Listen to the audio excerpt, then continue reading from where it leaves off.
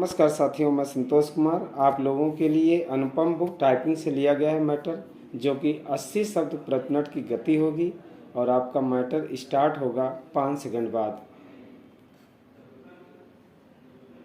Ready, start. माननीय सभापति महोदय, मैं आपकी अनुमति से शिक्षा मंत्री जी ने जो प्रस्ताव सदन के सामने प्रस्तुत किया है उसका समर्थन करने के लिए खड़ा अवश्य हुआ हूँ, लेकिन क्या माननीय मंत्री महोदय जी यह बताने की कृपा करेंगे कि हमारे देश में शिक्षा की नीति का आधार क्या है। शिक्षा की नीति में सबसे प्रमुख बातें क्या होनी चाहिए। इस संबंध में मेरे विचार इस प्रकार हैं कि अपने देश में वे तमाम बच्चे जो पढ़ना चाहते हैं या जिनके माता पिता पढ़ाना चाहते हैं उनको शिक्षा प्राप्त करने का अवसर सुलभ होना चाहिए। दूसरी बात यह है कि हमारे देश के गरीब लोगों के लिए शिक्षा सस्ती होनी चाहिए। और तीसरी बात यह है कि शिक्षा मिलने के बाद इस बात की गारंटी होनी चाहिए कि जो लोग पढ़ लिख कर निकलें उनको किसी न किसी काम में लगाया जा सके। पैराचेंज। मेरा आशय यह है कि शिक्षा नीति को इन 3 कसौटियों को ध्यान में रखकर व्यवहार में लाया जाना चाहिए। क्या शिक्षा नीति यहाँ की सस्ती है? क्या सभी को सुलभ है? तथा क्या वह रोजगार तलब है?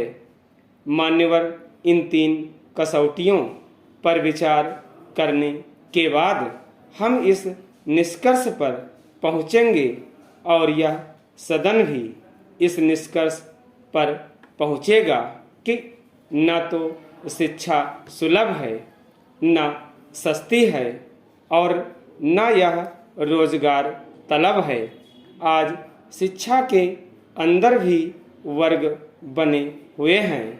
क्या शिक्षा हाई क्लास के लोगों के लिए है, जो कि उन लोगों को पब्लिक स्कूलों के माध्यम से दी जाती है और वहाँ पर जो बच्चे पढ़ते हैं उन पर कई सौ रुपये प्रति माह व्यय होता है। पैराचेंज। दूसरी शिक्षा कमान विद्यार्थियों के लिए है, साधारण विद्यार्थियों के लिए है। साधारण विद्यार्थियों का अर्थ है गांव के गरीब बच्चे जहां स्कूल में टाट पट्टी भी नहीं है तथा बैठने के लिए भवन नहीं है, वहां पर किताब भी नहीं है, वहाँ पर ब्लैक बोर्ड भी नहीं है। इसके अतिरिक्त इनमें से कुछ ऐसे स्कूल भी हैं जहाँ यदि जगह है तो मास्टर नहीं है। इस प्रकार यहाँ शिक्षा की यह दशा कर दी गई है। एक शिक्षा उच्च वर्ग के बच्चे के लिए है तथा एक शिक्षा साधारण वर्ग के लोगों के लिए है। इस तरह शिक्षा के क्षेत्र में हमारे देश और प्रदेश में जो अन्याय हो रहा है, यह बात हमारे सामने कई वर्षों से चली आ रही है।